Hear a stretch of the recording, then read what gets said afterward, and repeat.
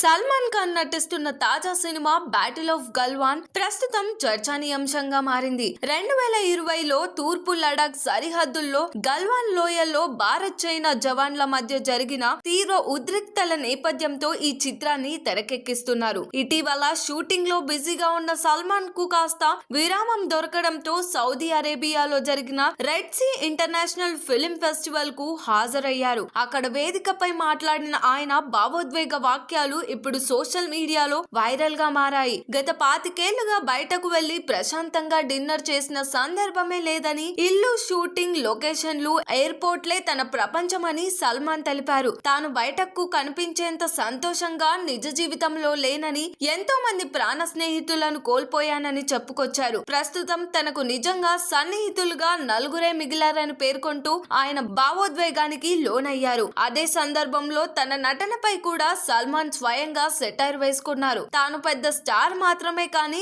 గొప్ప నటుడిని కాదని అన్నారు. ఎమోషనల్ సీన్స్ లో తాను ఏడిస్తే ప్రేక్షకులు నవ్వుతారని వ్యాఖ్యానిస్తూ తన అనుభవాన్ని పెంచుకున్నారు. అయితే ఈ వాక్యాలు అభిమానులను మాత్రం కలిచివేశాయి. తెరపై మీరు భావోద్వేగంగా నటిస్తే మేము అదే స్థాయిలో స్పందిస్తామని, బజరంగి భాయిజాన్ లాంటి సినిమాలు మీ నటనా ప్రతిభకు నిదర్శనమని అభిమానులు సోషల్ మీడియాలో పోస్టులు పెడుతూ సల్మాన్ కు మద్దతుగా నిలుస్తున్నారు. మరి దీనిపైన మీ ఒపీనియన్ ఏంటో కామెంట్ చేయండి. మరిన్ని క్రేజీ మూవీ అప్డేట్స్ కోసం చూస్తూనే ఉండండి LG entertainment. Like, share and subscribe LG TV. Thank you. LG టీవీకి లైక్, షేర్, సబ్స్క్రైబ్ చేయండి. Please like, share and subscribe to LG TV.